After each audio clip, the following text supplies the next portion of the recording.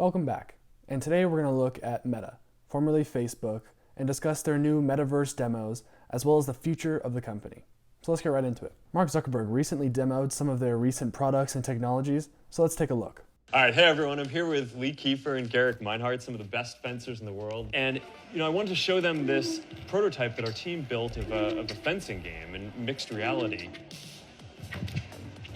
Oh, nice parry Point red.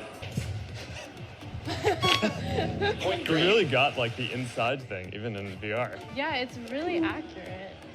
It's like still better even than the Metaverse.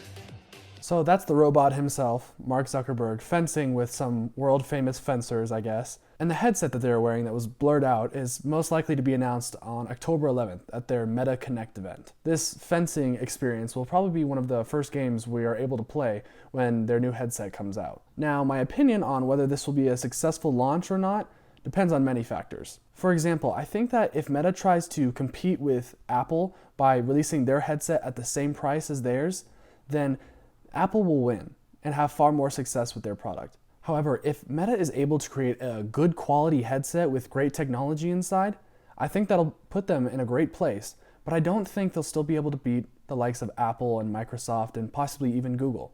I think what will be really important to Meta's future is if they're able to build a platform or a sandbox in which creators are allowed to come to and build on top of and create their own experiences. Like if Disney is able to add their Marvel and Star Wars properties onto Meta's platform and then generate revenue and split it with Meta, I think that will be a great opportunity for Meta. They just have to capture on that, and we'll see. I think Meta will have great success if they're able to do those things. Now, that's no easy feat against the likes of other big tech companies, but it's possible with the investments that they've made. Now, moving on from the Metaverse and to their more traditional and legacy business of their family of apps, being WhatsApp, Instagram, and Facebook. Well, recently, things have not been going too well for Mark Zuckerberg.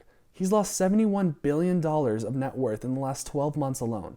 Bringing into question, is this the end of Meta's reign over social media and dominance among big tech? And is the Metaverse really the only way out for them at this point? Well, let's dive right in and see. So first, I'd like to address the PR issues that Meta, formerly Facebook, has had and how that's cast a shadow over their business for such a long period of time. Those controversial issues that Meta has had have been privacy concerns, censorship issues, and antitrust concerns over the power that Meta has in the social media space. Now, for a long time, people thought no one can break into the social media space. But after what TikTok has done in the past 2 years, I think we can easily dispel that issue, because Meta has had to change their whole business model on Instagram.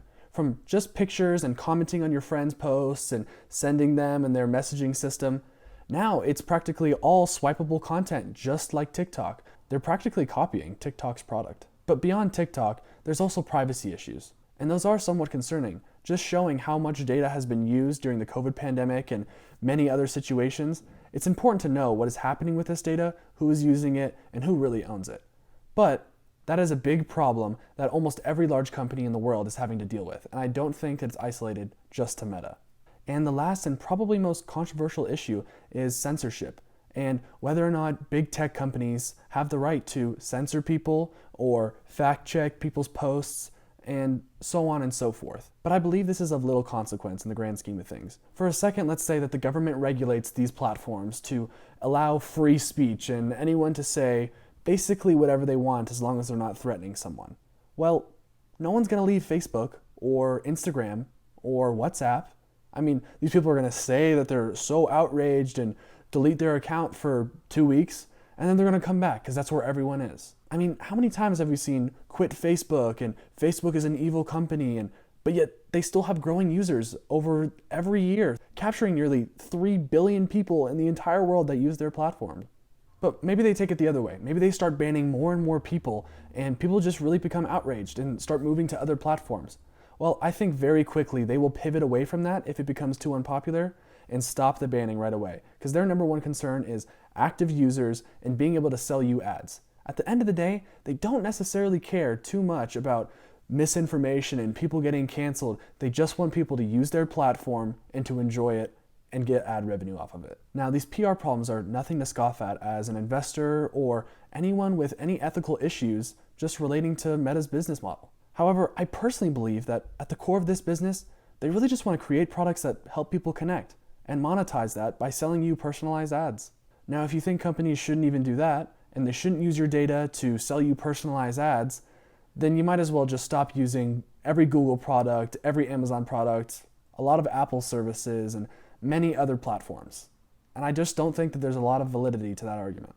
Now, if you can get past those PR problems, which are truly a challenge, then you still have the people that say Facebook is dead and no one is using it. But the statistics would say that Meta has over 2.88 billion daily active users, which is up 4% year over year from June 2022, which shows that Meta is not only not going under, but they are actively getting bigger. Now, at a certain point, Meta is going to run out of people to sell their product to, and I think that that point is approaching. But the future growth that is to come out of this company must come from third world countries that don't currently use the internet or use Meta's products. So it is pivotal that these emerging markets emerge faster and are able to be on Meta's platform in the near future in order to keep that sustained growth of their family of apps. Now, they've spoken many times in the past year about how their future growth needs to come from increasing the revenue per user. And in their last earnings call, they have said that that is one of their key priorities right now. As their user growth has started to slow, they need to increase the amount of revenue they are generating off of each user, which means better targeting ads to people and getting better conversions on those ads.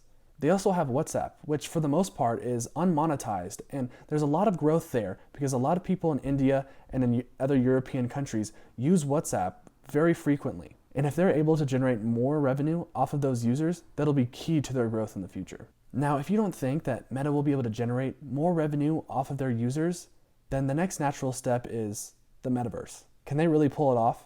Now, they've invested $10 billion in this project so far, so they really think that they can pull it off.